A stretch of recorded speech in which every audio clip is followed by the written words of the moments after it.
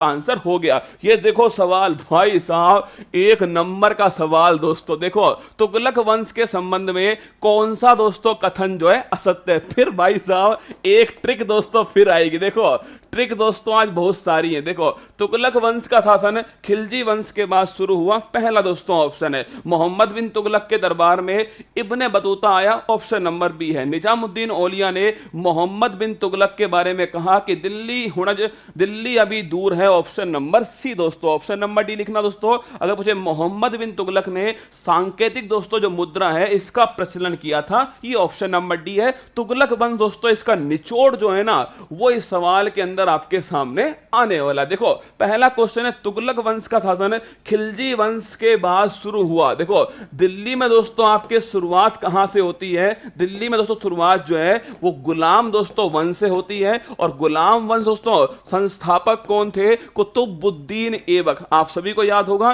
कुतुबुद्दीन दोस्तों जो ऐबक हैं ये गुलाम वंश के संस्थापक थे। और गुलाम वंश से शुरुआत कहां पर होती है? दिल्ली वंश के, दिल्ली के अंदर होती है। इसके बाद दोस्तों दूसरा जो वंश आता है वो है आपके खिलजी वंश। कौन सा दोस्तों? खिलजी वंश जो है सेकंड वंश आता है। इसके बाद दोस्तों छापना आप सभी थर्ड जो है वो दोस्तों आता है आपके तुगलक वंश। छापना अगर पूछूं आपसे थर्ड कौन सा है? तुगलक वंश दोस्तों। और तुगलक वंश की जो शुरुआत है वो होती है गयासुद्दीन तुगलक। ध्यान रखना गयासुद्दीन और तुगलक जो है इससे शुरुआत दोस्तों होती है तुगलक वंश की। तो पहला क्वेश्चन तो ये गया दिल्ली दोस्तों। दिल्ली में आपके शुरुआत कहां से होती है? गुलाम दोस्तों वंश से शुरुआत होती है। इसकी ट्रिक दोस्तों नोट कर लेना। अगर पूछे आपसे दिल्ली में दोस्तों कौन सा वंश रहा है, इसकी ट्रिक आपको ध्यान रखनी है। गुलाब खिले तो सांस लो। लिखो भाई, गुलाब खिले तो सांस लो, धक धक करने लगा। सुनो, गुलाब खिले तो सांस लो। अगर बात करो दोस्तों आपसे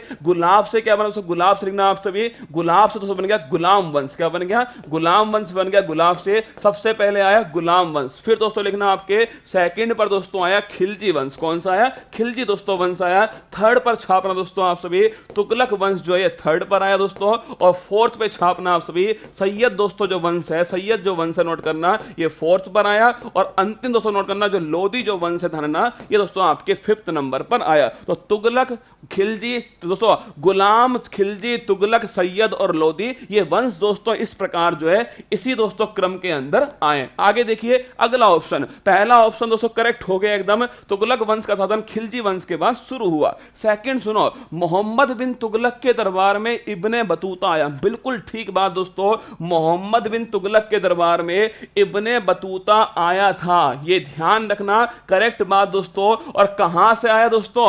अरे इब्ने बतूता दोस्तों जहां की नूरा फतेही है ना दोस्तों वहीं से आया था। ध्यान रखना, नूरा फतेही कहां की दोस्तों? अरे मोरक्को। ध्यान रखना मोरक्को दोस्तों। छापना आप सभी भाई इब्ने बतूता दोस्तों नोट करना ये दोस्तों मोरक्को से आया। इब्ने बतूता बगल में जूता, अगर पकड़ में आ गए दोस्तों मोर बना देगा आपका। ध्यान रखिए इब्ने बतूता बगल में दोस्तों जूता और भाई साहब पकड़ में आए दोस्तों आपका बना देगा मोर। क्या बना देगा? मोर बना देगा दोस्तों। तो मोर से ध्यान रखना, मोर से बन गया दोस्तों आपके इब्ने बतूता। ठीक है। अगर पूछे किसके दरबार में आया? मोहम्मद बिन तुगलक के दरबार में आया। इसकी दोस्तों एक बड़ी फेमस पुस्तक है रहेला। दोस्तों लिखना आपसे, अगर पूछूं आपसे दोस्तों इसकी फेमस पुस्तक कौन सी है? रहेला दोस्तों छाप के रखना। इब्ने बतूता की दोस्तों फेमस पुस्तक है रहेला। निजामुद्दीन औलिया ने मोहम्मद बिन तुगलक के बारे में कहा कि दिल्ली अभी दूर है। देखो कहने वाला दोस्तों यही था, जो कहा वो भी दोस्तों यही है। पर ध्यान रखना इसके लिए दोस्तों